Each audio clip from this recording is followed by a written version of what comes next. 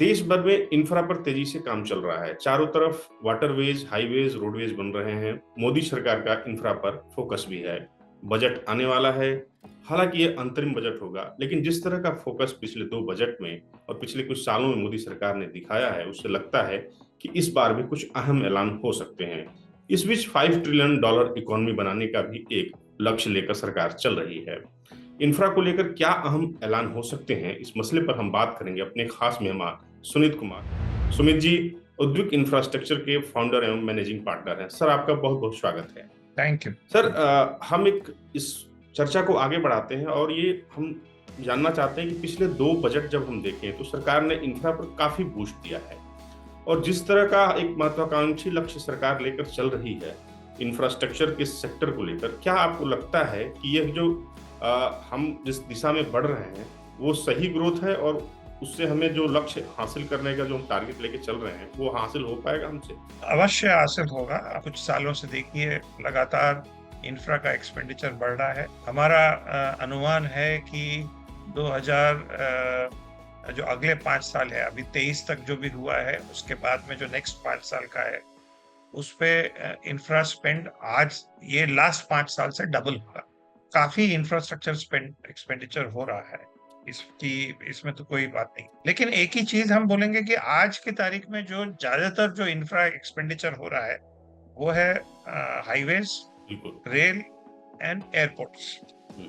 2-3 कुछ और infrastructure areas हैं जिन पे थोड़ा सा इनको ध्यान देना चाहिए। एक तो है, अगर आप इतना ज्यादा रिन्यूएबल कर रहे हैं तो आपको थोड़ा सा क्या बोलते हैं, storage reservoir, hydel storage power करना पड़ेगा, क्योंकि जब सूरज नीचे ढल जाता है या हवा नहीं रहती तो विंड पावर नहीं रहता, तो इतनी जल्दी में जो पावर आ सकता है वो सिर्फ एक हाइडल स्टोरेज पावर से है। तो उस पर थोड़ा सा गौर फरमाना चाहिए। और अभी तक हमने वाटरवेज पे जो हमने ऑफकोर्स बात तो काफी की है, लेकिन उतनी जोर से अमल अभी करना बाकी है। लेकिन जो हम $5 ट्रिलियन बार बार जो बात आ रही है उस पर जब हम फोकस करते हैं तो क्या उसको, ये जो चीजें आप जिस फ्रेम को रख रहे हैं, ये उससे कोरिलेट कर पा रही हैं और उसी दिशा में है? बिल्कुल। ऑलरेडी 2023 का अनुमान लगाया जाता है कि 3.7 तो हो गया है। 2024 के आखिर में 4.1 तक चला जाएगा। बिल्कुल, तो बिल्कुल। मेरा अनुमान है कि 5 के लगभग 5 में पहुंच जाएगा। लेकिन एक खास चीज हम लोग सब भूल जाते हैं। एक तो है कि थोड़ा सा इन्फ्लेशन हो रहा है, तो जो वही थोड़ा सा बढ़त करती है। दूसरा, जब ग्रोथ होता है तो वो एक और स्पीड देता है। समझ लीजिए 5% इकोनॉमी ग्रो की तो उसके बाद में और ग्रोथ आती है। एंड लास्ट चीज है, इस सरकार में ट्रांसपोर्टेशन रिलेटेड इंफ्रास्ट्रक्चर के ऊपर काफी जोर दिया है। ये पहले भी हुआ था, जब वाजपेयी जी के टाइम में था इंडिया शाइनिंग का जो नारा वो चला था। था। लेकिन उस समय जो ग्रोथ आई थी वो हाईवे एक्सपेंडिचर की वजह से आई थी। हम लोगों को ये काफी अनुमान किया जाता है कि ये सब ट्रांसपोर्टेशन इंफ्रास्ट्रक्चर में जब डालेंगे तो काफी ग्रोथ आएगा। सर, आपकी बात को मैं जीडीपी के आंकड़ों से थोड़ा कोरिलेट करना चाहूंगा। दूसरी तिमाही के हम जब आंकड़े देख रहे हैं तो उसमें जो कंस्ट्रक्शन और मैन्युफैक्चरिंग देखें, ये डबल डिजिट में है। तो इस जो ग्रोथ है, ये इंफ्रा के ग्रोथ के लिए कितना पॉजिटिव साइन है?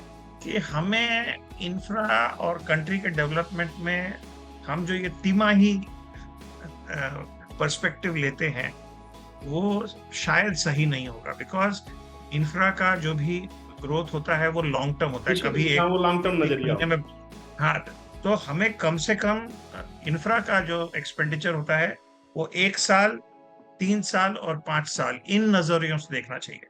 अगर हम इन एक्सपेंडिचर्स को 3 माही के नजर से देखेंगे तो वो हमारा एक कहावत है QSQT, क्वार्टर से क्वार्टर तक हम उसी फोकस में चले जाएंगे जो हम लॉन्ग टर्म हमको विजन रखना होता है। सर, हम अगले बिल्कुल। सवाल की ओर बढ़ते हैं। उसमें एक सर बहुत महत्वपूर्ण है कि जो इंफ्रास्ट्रक्चर है, इसका जॉब जनरेशन में भी बड़ा रोल है।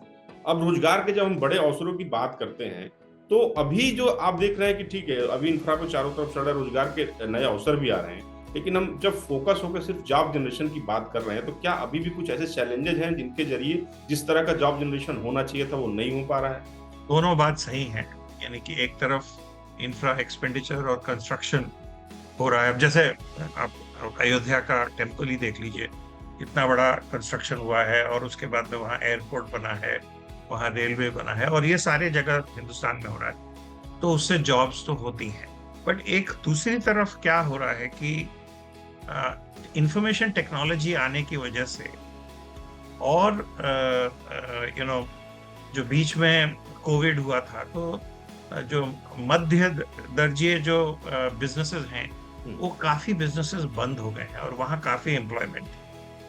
तो आज के तारीख में प्रॉब्लम है कि वो जो लोग अनएम्प्लॉय हुए हैं या जिनकी जॉब्स चली गई हैं, उनको कैसे रीस्किल करके या रीट्रेन करके दूसरे जॉब्स में डाला जाए। तो मेरे ख्याल में जो मेन हमारा प्रॉब्लम रहा है कि हम इस चीज को और हमें सक्षम बनाना है, और इम्पोर्टेंट इस पे थोड़ा सा महत्व देना है। सर, एक और सरकार का हम जो एक मुहिम चल रही है, इसको आगे एक्सेलरेट किया जा रहा है, 2047 तक विकसित भारत का लक्ष्य। तो आप ये मानते हैं कि अभी जिस तरह की हमारा इंफ्रा है या हमारा जो ग्रोथ है, वह 2047 तक विकसित भारत बनाने के लिए सक्षम है, तैयार है? मेरे हिसाब में मेन चीज ये है कि political stability and the right. जो ये गवर्नमेंट है, इन्होंने काफी इंफ्रास्ट्रक्चर और डेवलपमेंट पे जोर दिया है।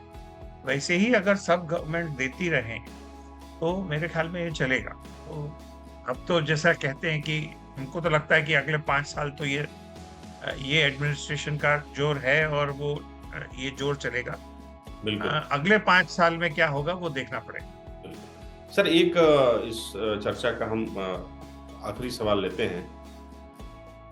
बजट आने वाला है और चूंकि ये इस बार अंतरिम बजट होगा, लेकिन सरकार इंफ्रा को लेकर काफी वो पॉजिटिव है और बुलिश एक तरह से कहें तो है। तो क्या आपको लगता है कि इस बजट में भी कुछ ऐसे ऐलान हो सकते हैं जो इंफ्रा को एक नया डायमेंशन दें या एक नई ग्रोथ दें? मेरे ख्याल में जो फरवरी में बजट आता है, वो एक तरह से, क्योंकि अब हम इलेक्शन में जा रहे हैं, तो वो कैरी ऑन बजट होता है नॉर्मली अगले 4 महीने के लिए, जून या जुलाई तक। हाँ। तो जब नई सरकार मिलेगी, फिर वो फिर से बजट प्रेजेंट करेगी, और तब वो वाकई में एक स्थायी, मतलब इम्पोर्टेंट बजट होगा। तो मैं उसका ज्यादा इंतजार करूंगा। ये 4 महीने का जो बजट है, अगर ये जो कर रहे हैं, जो प्रोजेक्ट्स उन्होंने ऑलरेडी लिए हैं, उनको पैसा मिलता रहे, वो उनमें ठीक से वो ग्रोथ इम्प्लीमेंटेशन होता रहे, यही मेरी आकांक्षा है। लेकिन मैं एक ही चीज बोलूंगा कि आज का जो इंफ्रास्ट्रक्चर ग्रोथ है, वो गवर्नमेंट लेड है, पब्लिक एक्सपेंडिचर लेड है। अभी तक हमने प्राइवेट सेक्टर को इंफ्रास्ट्रक्चर में उस जोर से आते हुए नहीं देखा है, और शायद हमें इसके ऊपर अपना थोड़ा सा दिमाग लगाना चाहिए कि ये क्यों नहीं हो रहा। बिल्कुल सर, इस खास बातचीत के लिए आपका बहुत बहुत शुक्रिया।